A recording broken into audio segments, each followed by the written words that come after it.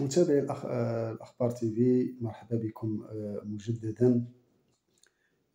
في ظل الفاجعة التي عرفتها منطقة الغرب. كنحاولوا إن شاء الله نديروا هذا الفيديو من أجل تنوير الرأي العام بخصوص هذه الفاجعة التي اهتزت لها منطقة الغرب واهتز لها الرأي العام الوطني. فتضاربت الأقوال وتداولت العديد من الأقاويل، لا على مستوى رواد التواصل الاجتماعي أو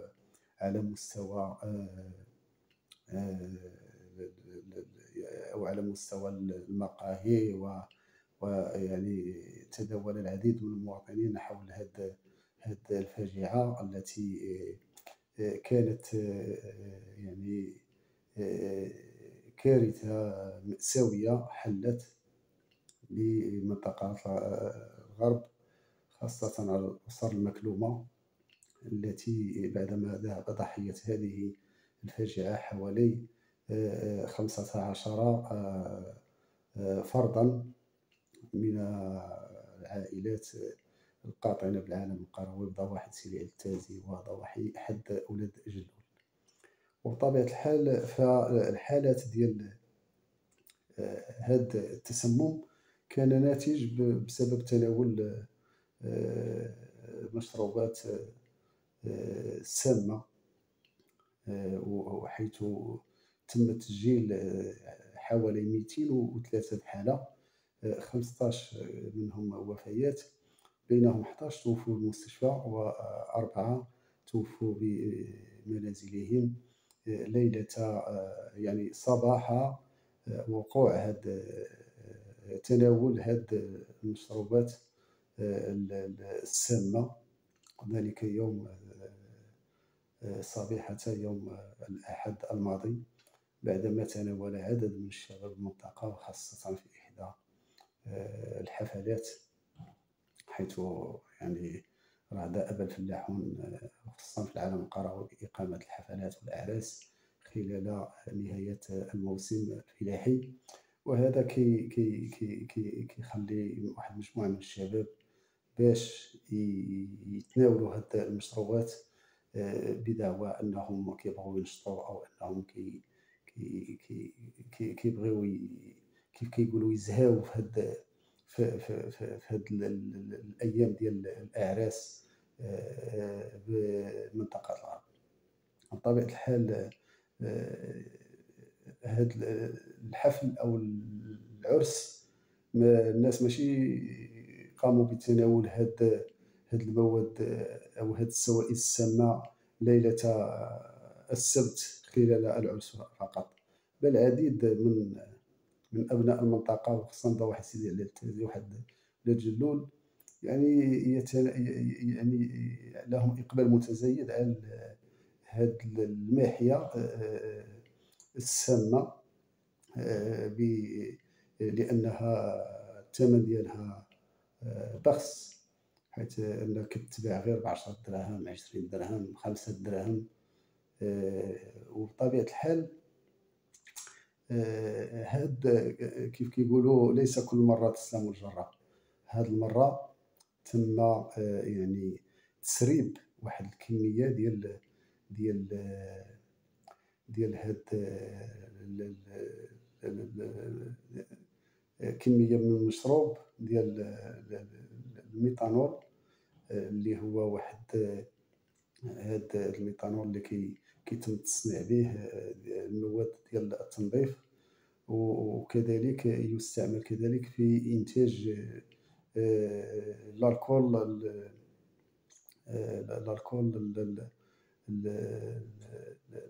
الروح ديال الألكول. وبطبيعة الحال تم تسريب هاد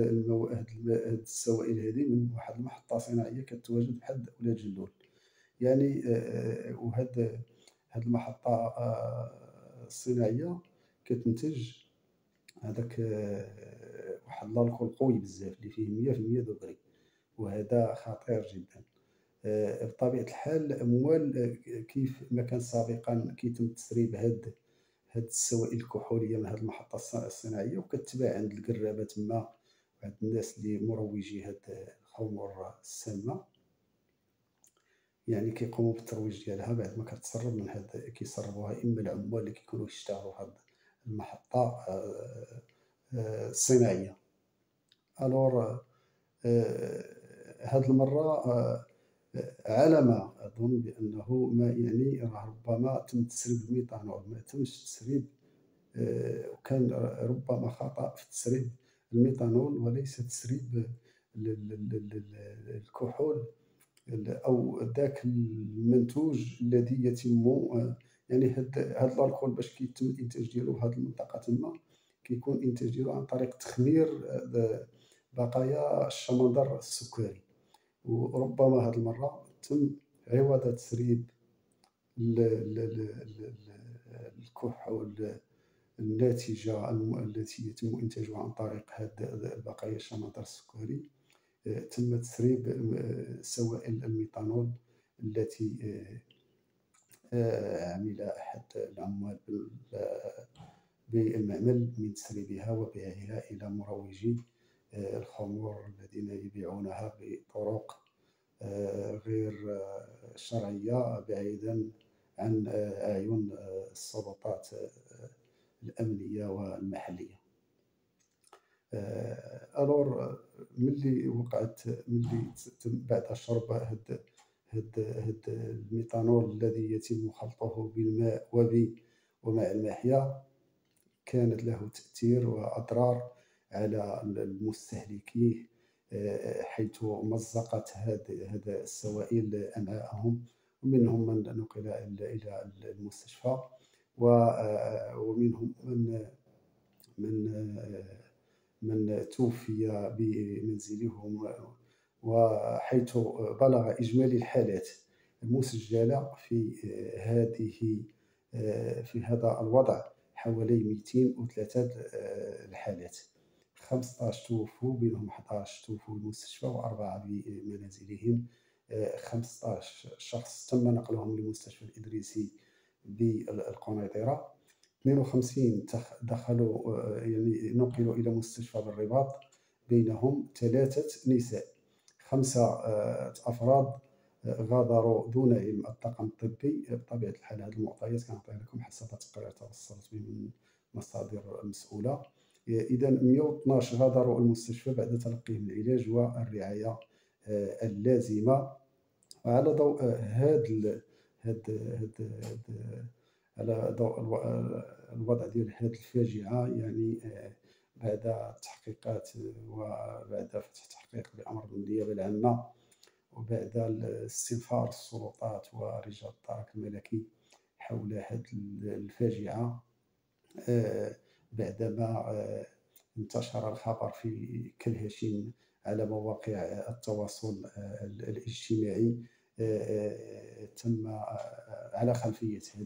هاد الفاجعة تم اعتقال 8 أشخاص، فرد منهم دخل إلى المستشفى، كان يتواجد تحت المراقبة بمستشفى ابن سينا بالرباط، و7 أشخاص تم وضعهم رهن الحراسة النظرية. بطبيعة الحال لا زال التحقيق مستمر، وحسب آخر المعطيات فإن الكثير من الأشخاص المتضررين نتيجة تناول هذه المادة أو هذه السوائل السامة تم يعني تلقوا العلاج وحالتهم الصحية جيدة، في حين لا زالت تبعات هذه الفاجعة يعني على المنطقة، حيث لا زالت الأسر تعيش حزنا ووضعا نتيجة هذا الوضع المأساوي الذي أصاب أبناء المنطقة وحيث كانت هذه الفاجعة سابقة ولم تعرفها منطقة الغرب. آه، كانت فاجعة على الأسر وعلى سكان المنطقة. نسأل الله أن يرحم الموتى وأن يشفي المصابين. والسلام عليكم ورحمة الله تعالى وبركاته.